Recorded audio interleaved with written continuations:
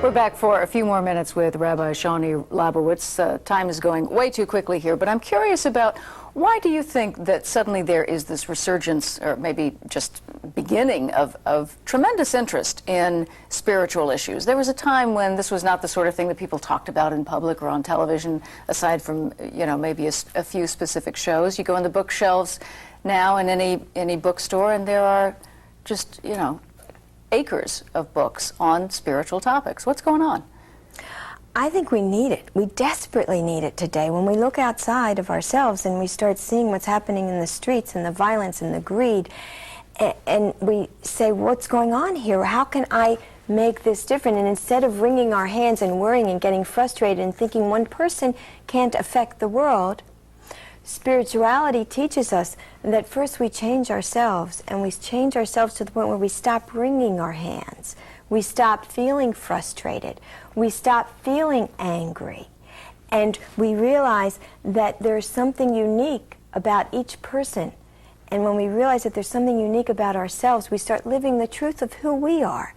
And as we live the truth of who we are better able to go out into the street and affect change, not by confrontation or anger or frustration, but by just becoming unconditional love and compassion. By becoming grace, we can affect change, and spirituality teaches us how to become grace. I know that Kabbalah teaches that each person, before we came into this world, contracted to come in to fulfill a certain mission.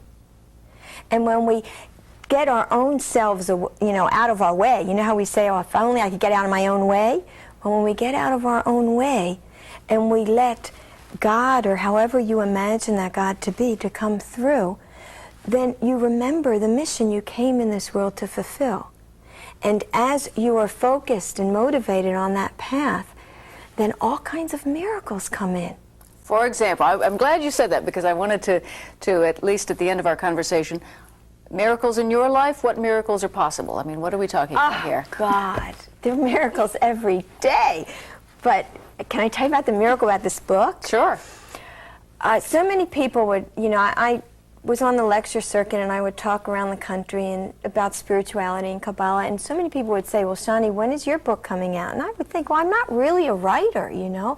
I would write an article here, maybe something in someone else's book, but I was doing an unveiling. An unveiling is when you have an anniversary of a death and you unveil the stone at the cemetery of your loved one. And I was officiating as the rabbi of this man that flew in from New York. And we were just on the cemetery a couple minutes waiting for someone who hadn't shown up yet. Started talking, and one thing led to another. He's the literary agent. He had never really represented a rabbi, but in meeting me, he said, you know, I think, Rabbi, there's a book in you. And within just a couple of days, he FedExed me this whole paraphernalia portfolio of who he is. And within a few weeks, I had publishing houses call and find out, you know, who I was, wanted me to know who they were, and this was all very new to me.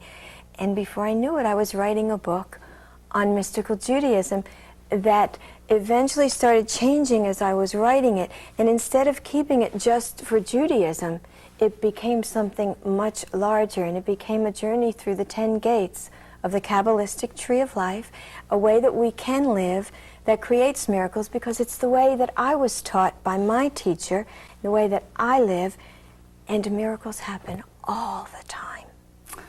Well, as much as I hate to end this, that's probably a good spot to stop. I thank you so much. It's really been a pleasure having a few minutes to talk with you.